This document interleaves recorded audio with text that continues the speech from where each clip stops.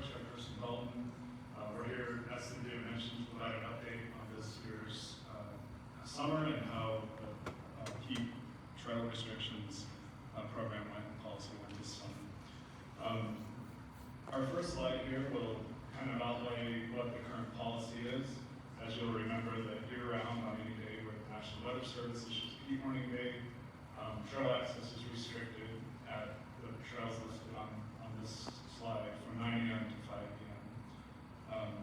As you'll remember, the pilot began in the summer of 2021 when we had a few incidents related to first responders and the hikers who were in very serious situations, and we recognized that the board was able to take action to put in a pilot that began that summer, and then over the course of the following years, as we provided these updates, there's been some fine-tuning of the policy, and so what you see on the screen now is what the current policy is. As a reminder, what we do in implementing these trail restrictions is we track the National Weather Service. They have a heat indicator system called the heat warning system, where they predict when there will be excessive heat, and they, on their website and through other services, provide advanced warning when these extremely hot days will happen. On those days, and ahead of those days when the warning is issued, we communicate closure of the trailhead through a variety of methods, including social media, email blasts.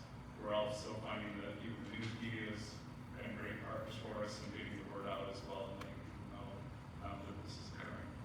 And then so when on the days that the actual heat warning was issued, we closed the trailheads from 9 a.m. to 5 p.m. physically at the locations listed on the previous slide. So in the summer of 2024, we know that we had a lot of really hot days. Last year when we showed the same calendar, we didn't include the month of October on it. As we all remember, October. Yeah, it's much colder. It's warm, unusually warm. And some of the policy changes that we had last year was to include any day with National Weather Service issued heat warning. So the next slide shows days, the red dots or the red squares are days where the National Weather Service issued heat warning days. So we have 45 of those. 8 of those were in October. They were very hot days. I think we all, it's fresh, we remember that.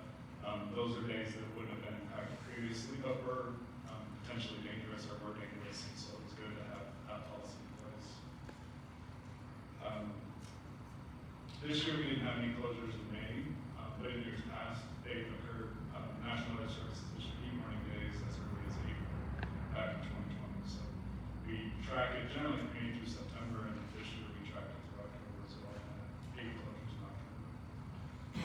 So also, we know that those weren't the only hot days. Shown here are an example of other days that were hot, were over 110 degrees. So we had 33 days that incidentally were not National Weather Service heat warning days, but were still hot, and up to 114 degrees on one of those days. So, and we bring reference to that just as a way of conversation. We're not asking for any change here, but we have heard back from hikers and the public in general that there's some confusion about the heat warning system, which is a product that's really designed to help the whole community understand that it's going to be dangerously hot, maybe people that don't have air conditioning in their homes at night or other factors. It doesn't necessarily predict that it's going to be dangerous to hike on a specific trail at a specific time. That might be something for future consideration when we think about a particular temperature threshold, where if you're on a trail, it's whatever degrees, then maybe that's the point where we need to consider it not being a great time to go. So in consideration of that, and again, not asking for any direction or change on this item, the temperature threshold at which we would do a closure, just in the last 4 years, you can see the gray bars here represent the days that the National Weather Service issued heat warnings. So there were 31 of those. Oh, sorry, the average on that over those 4 years is 31. So you can see on the right, that's the average of those 4 years.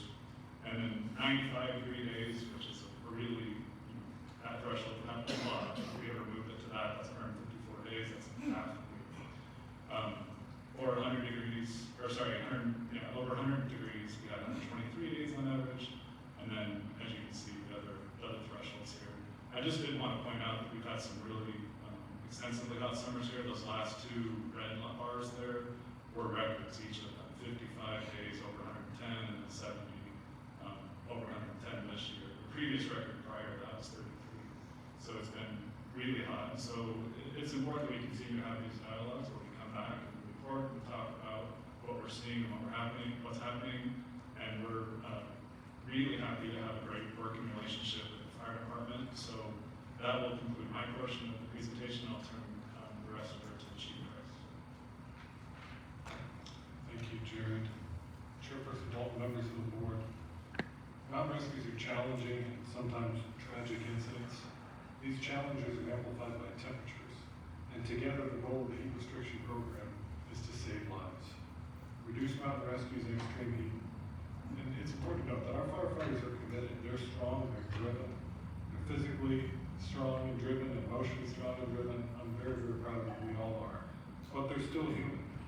And we know mountain rescues are occurring in extreme temperatures, and there is a safety concern there for our firefighters, and we appreciate the board's support, community support in that. I'll be sharing some information and review the impact of the trail restriction program. And we'll share some information on the 4 mountains that have the most rescues. I think you'll be very interested to see those calls for service, and some information on what we're seeing on the extreme heat closure days and temperatures.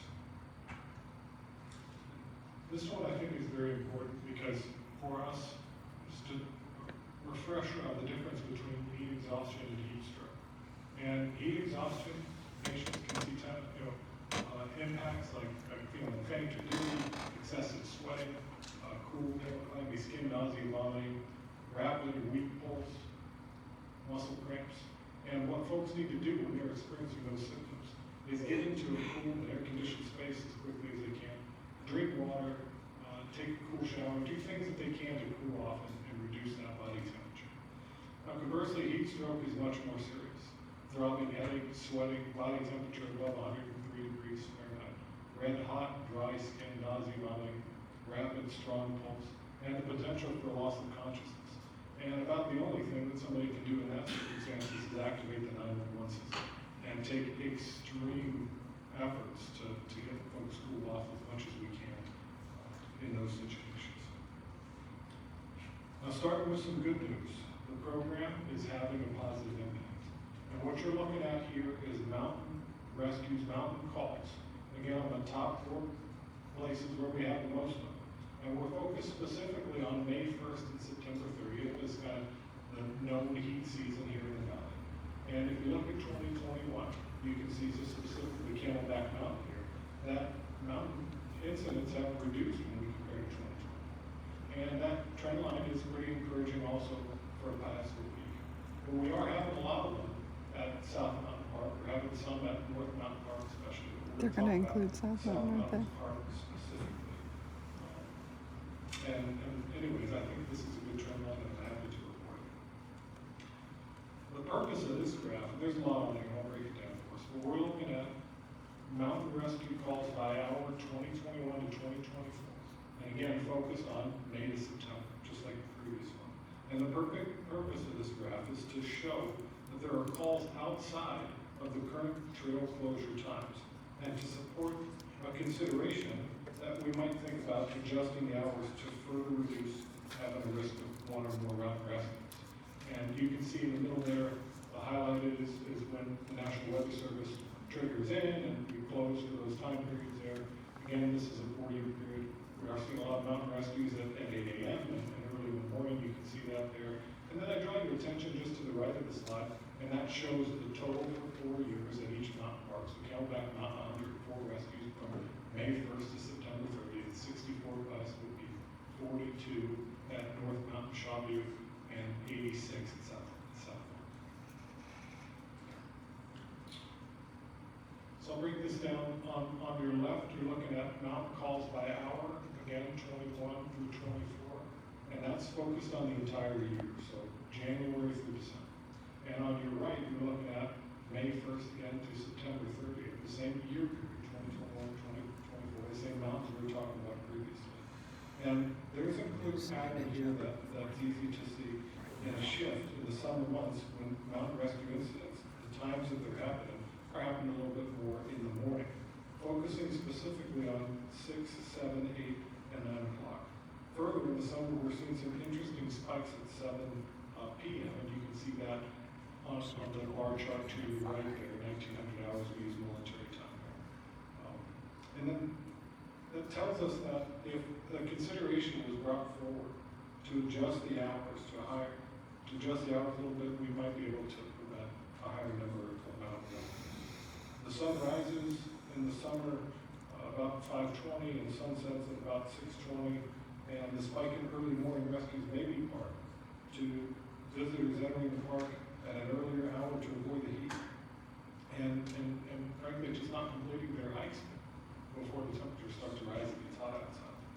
And a comparison of mountain calls times year-round versus summer months shows a shift in mountain rescue call times, and that just kind of further underscores what we were talking about with the hours and what we're seeing in these different patterns throughout the year.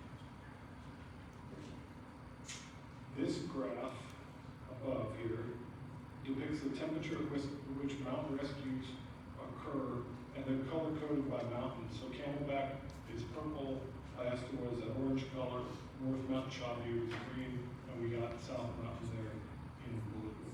And it's important to note the top row with the number 2 there, that you see at the very top, depicts 16 instances where 2 rescues took place on the same date on the same mountain during the same shift for our firefighters. And 11 of those instances, the high for the day was over 100 degrees. We've had multiple instances of mountain rescues in a single day on mountains, and 9 in total at Camelback. Piestewa we had 1, North Mountain Shawview we had 2, South Mountain we had 4. And when you all took action to bring this pilot program forward, I've had the honor of being with you at that time, and I appreciated that. And I had shared a story about Engine 12 and a rescue at Piestewa Peak. And for our firefighters, and I did the job, of course, but they start their shifts early in the morning. They're going to fire calls, they're going to extrications, they're going to mountain rescues. In this particular case, Engine 12 had a lot of those calls that day.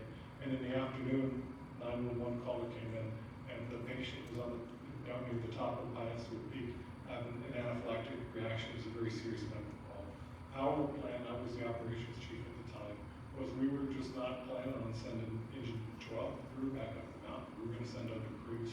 When they saw that PTI, the captain on the truck, and his crew, they decided that they were just going to go up the mountain. They had to do it just to do everything they could to save this person. We ended up taking them to the hospital, and there were some consequences there for that. And I'm very thankful for what y'all have done so far. I'm very proud of what our firefighters have done that day and continue to do. But this one shows some interesting trends. We do have a lot of mountain rescues on this day.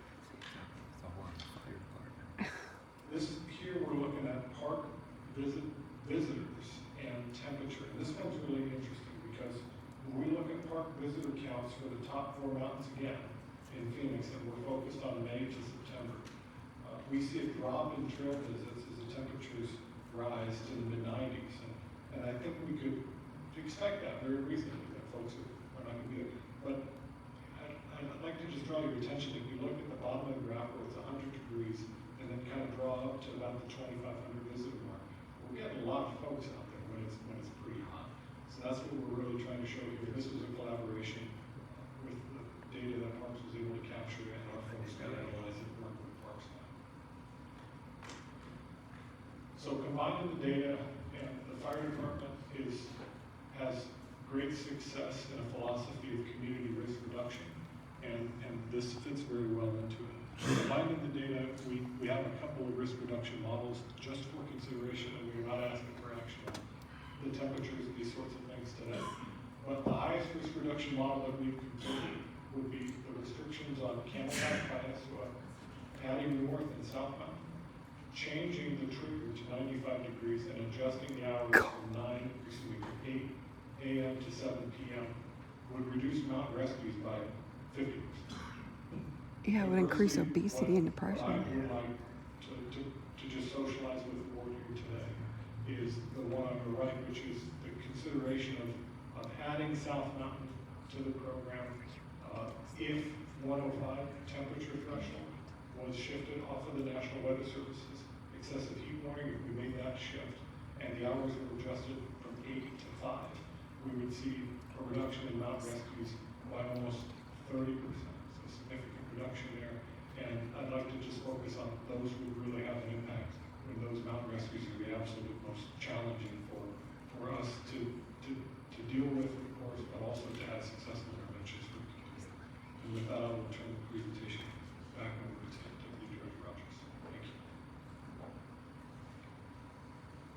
Thank you, Chief Kreis. And so in summary here, the current policy is listed at the top of the screen here, and at the bottom are the two main changes that, as you can see in the parks. That's all year round. That's ridiculous. That's all year round. Parks Board report, the recommendation is that staff request the board to approve to expand the Phoenix Trails and Eat Safety program to include all trails in South Mountain Park and Reserve. Additionally, the report recommends implementing trails budget 8 a.m. which would be a change from the current 9 a.m. to 5 a.m. Thank you. We'd be happy to answer any questions you may have. Great, thank you so much. Thank you for all the information, for the thorough research data you presented today. I believe one of our board members has a question or comment. Board Member Bustamante. Thank you, Chairman Dalton. Okay, so it's new technology. Thank you, Chairman. First of all, that was an amazing update. After 3 to 4 years, what the metrics are worlds apart. We didn't have any of this a few years ago, like none of it. So kudos to you, kudos, fire, everyone in safety and emergency response, all of our staff. This is so tremendous and it's a game changer, I think, to justify. Now, I don't totally understand why reducing the hours is a good idea because it seems like we're doing good on, maybe I missed that because people are following the rules and rescues are going down. But if that's what the reason, then I'm totally here for it. And I'm also definitely here for the South Mountain additions. But huge props to staff and amazing information right here that I think is going to inform not just City of Phoenix, but our region as a whole. I would like to make a motion. I don't know if it's too soon, but that's my discussion. Okay, I think we'll maybe go for some, we can have a motion on the floor, but I'd like to maybe have some I'm discussion. gonna throw up if they do this. Could you speak to Board Member Bustamante's point in terms of why you're recommending to expand the hours of the trails being closed? Board Member Dalton, Chairperson Dalton, Board Member Bustamante. Yeah, so as Chief Kreis touched on, we are seeing in the data the amount of rescues that happen in the morning on those hot days. So currently it's 9 a.m. We're hoping to move it up to 8 a.m. We have people that are getting on the trail maybe before it gets really hot, and then they get out on the trail. Thank you for correcting me on that. Thank you. So that's the change. I would like to ask one question, if you don't mind. And I don't know if you're prepared to speak about this rescue or not, but I know there was a 9-year-old boy in July who passed away at South Mountain. I don't believe it was an excessive heat day, but I know it was a hot day, and I think the following 2 days were excessive heat days. I think, do you recall that rescue? According to the reports, it was 113 degrees. So I am concerned about the fact that that occurred on a day that was not an excessive heat day. So although it's not included officially on the parks recommendation, I am interested in learning more about the difference between relying on the heat warning days and the excessive heat days versus just setting temperature. So I don't know if you have more data on that or if there's more information that you all would be able to provide on the difference. Thank you. Sure, Madam Chair, members of the Parks Board, that is something that we plan to work with the fire department on the next few months. So our goal is to return to the Parks Board in the spring before the summer with additional information so we have more time to talk to medical experts about what a temperature could look like or the right metric, if you will. Thank you. Board Member Zerker? This is the slippery slope I was telling everyone about.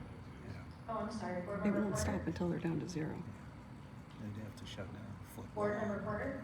Thank you. Yeah, thank you very much. I really appreciate the data that's been presented here. And I have two comments, comment and a question. And my comment is thank you very much for providing a data-based analysis of heat risks to hikers and the first responders. It really is, I agree, kind of a night and day difference from previous, at least our first look at this. And I have a similar question as which is, should we be looking at, are the trails open all day long on days when it's, you know, let's say a day that's not an excessive heat day, that it's going to be under 12 degrees, and is the plan for revisiting, limiting the opening hours of trails through summer months, something like that? I did a deep dive into how excessive heat days are determined, and this is a very new science, and the National Weather Service scientists who are developing the criteria for excessive heat days are really, still grappling with what does excessive heat mean, and I think it would be worth considering limiting opening hours of trails during the summer, for example, during afternoons, and not solely rely on National Weather Service excessive heat days. Thank you. Thank you, Board Member Porter. I do just want to say respectfully, I did feel that I know that we have a lot more data right now, but I did feel that when we made this initial decision that we did, we were provided with a lot of data, and I'm really proud of the decision that we made. And so I do appreciate that you've done further research, but I do think that we made that initial decision based on the data that was provided. Go ahead, Board Member Zerker.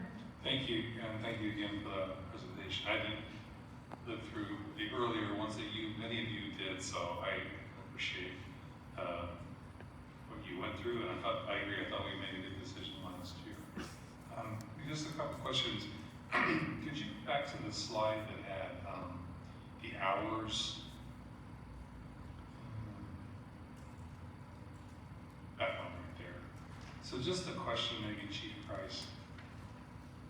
If I look at this, it would say, you're suggesting moving that yellow bar to the left by 1 hour. So that would take care of the significant number that you're picking up at the 8 o'clock hour. But if you look at the 7 o'clock and even 6 o'clock hour, there's a good number of those there too. I'm guessing that the firefighters are at less risk at 6 and 7 a.m. But I just was curious, if we're going based on the data, you might say, wow, you're picking up almost as many. Reading this right. You're picking up almost as many in the 6 o'clock hour as you are in the 4 or 5 o'clock, 3 or 4 o'clock hour, or more in some cases, I think. So why not move it back even further? Chairperson, members of the board members Zerker. What you're talking about, sir, is exactly what we were wrestling with. And to answer it, and our conclusion was thinking about preventing more folks from getting on the mountain and getting into those higher temperature hours was part of it. And certainly striving to be measured with what we're asking, because we know we're asking a lot.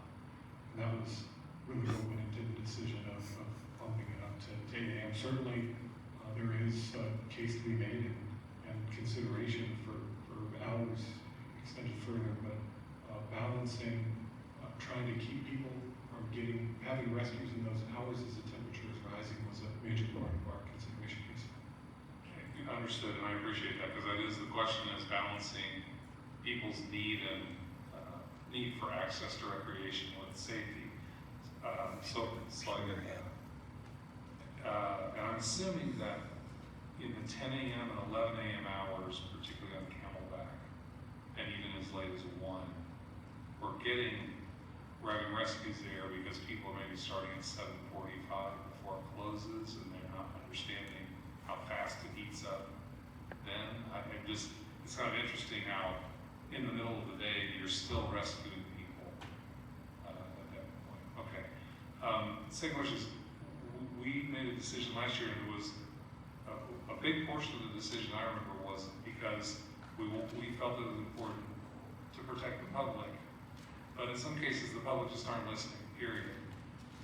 However, our Because we want children. firefighters who don't have a choice but to go up there, as you articulated from Engine 12, that was something that was persuasive to me, like, we need to do something for our firefighters who we're sending out there and they don't have a choice. Did you see a decrease? Do you have any data on what was the impact this year for your firefighters that were called in to do, I won't say forced, because I know they don't feel themselves as forced, it's their job, their duty, but who went out there? Chairperson, members of the board, board members are clear. Yes, the data is very clear in that when the National Weather Service trigger occurs, for those mountains that are part of that program, we're not seeing mountain rescues. It's a significant reduction. For our firefighters and for the fire department, they're extremely appreciative of the support and the care that this board has taken and the decisions that have been made, and I personally feel that way very, very strongly. And that's my answer. Okay. My last is more of a comment. I'm supportive of what you proposed to us. I think the data speaks to it. I think you've done a good job of homework. My concern would be, do people know that this is what we're doing tonight? Because the agenda says annual update on Phoenix Trails and Heat Safety. Yep, Right. And it's only exactly. if you get into the report, you see that there's a recommendation to make this change. Back to Uh-huh. And your would petition. think we would have had more hikers here, as we did last year, Post the saying new hours. their opinion on this change to open it up to South Mountain. He's and doing also this to 'cause I'm move it to recording. 7. So I'm just wondering if, do the hiker groups know, has this been socialized with them? Nope. We're being asked to make a definitive decision tonight, but do people know to come and give us their opinion on it? No, they don't. Madam Chair, members of the Parks Board, and board members, there was not socialization with the hiking community. This was meant to be part of our annual update. It was meant to be done in secret. And give updates. Slide We a have few a more press things release in. prepared. We can certainly put signage out as far as educating the hikers, but as far as doing it in advance, no, there was not socialization that was it. Yeah, my concern would just be giving people opportunity to comment and give us their opinion on it before we make a decision. Because I think that's my concern. So I don't know that I'm prepared to support a motion tonight, because I would prefer to have it noticed so we can get people who care to give us their comment beforehand. Thank you, Board Member Vera. Thank you for the information that you provided. Thank you for everything that you do every single day. And it's very well done. I really appreciate it. I think that Can you guys circle jerk later? Seen her hiking. my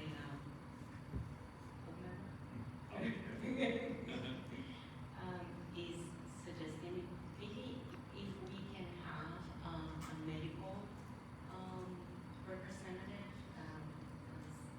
health representative. How about we have them come talk about the benefits of hiking? Yeah. About the impact We'll get a that bunch of this coaches is in. having. I understand that it's having an impact from the fire department, but part of the research that you're doing in order to 6,000 research cross-country runners were out running when it was 105 in giving the 2 weeks public ago at night. the opportunity for the public to come and also to be an education.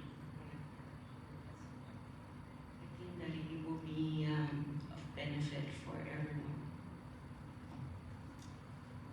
So I feel a little bit differently than my colleagues, which is fine to respectfully disagree. I'm really moved by the data that was presented tonight, and that data is not going to change.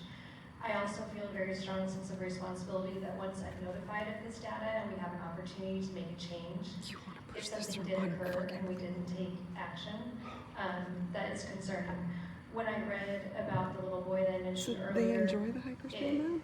really impacted me because we had discussions around South Mountain. We did decide to take action at that time, and it's nobody's fault. We can't place blame, but I am concerned that I think that this data is very strong, and so I am prepared to move forward with the recommendation put forward by the Parks Board, recognizing that we would have a different discussion at a later date in terms of utilizing the National Weather Service and the excessive heat days.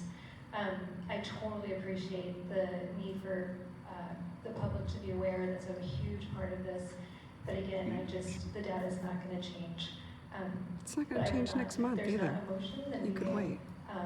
We do not have to take action tonight. I presented a motion at the beginning.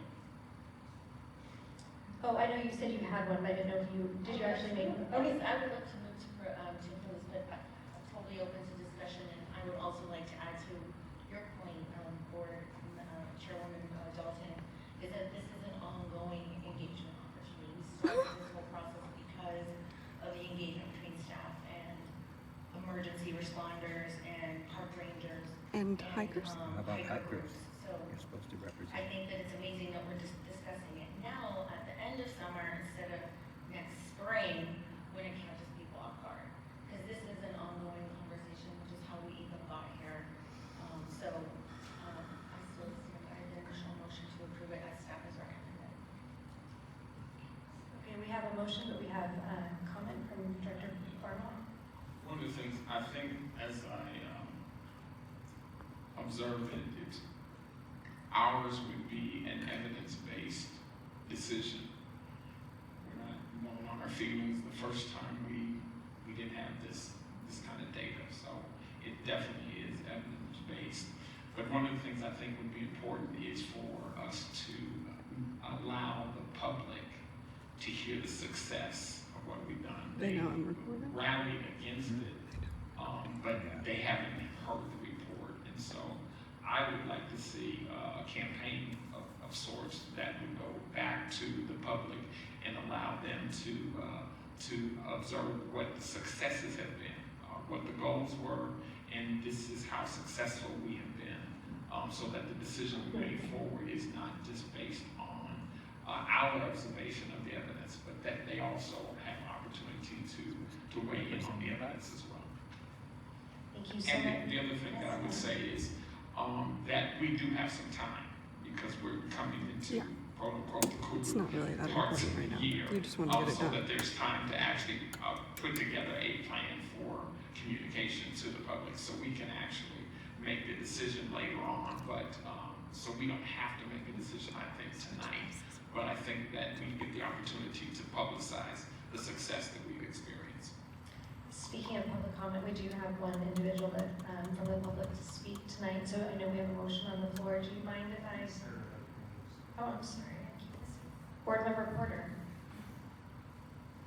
Thank you. I was just going to echo Director Barnwell's comments. This is a time, we're moving into cooler months, and we have time to do this right. And I agree that it would be really good to hear public input. I like all of the suggestions of a broader public discussion of this because we can do this without the risk of missing the opportunity as the hot months come on. Thank you. Thank you, Board Member Yara.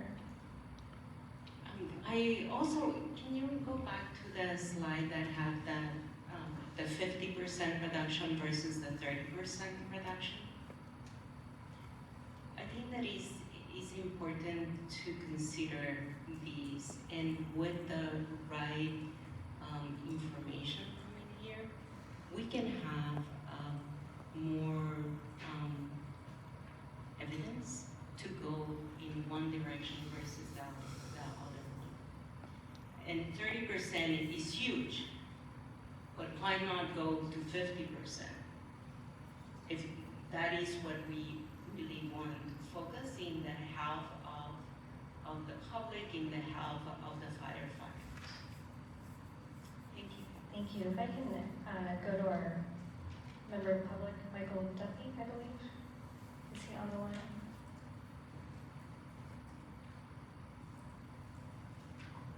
He was supposed to be in person. We didn't have any virtuals.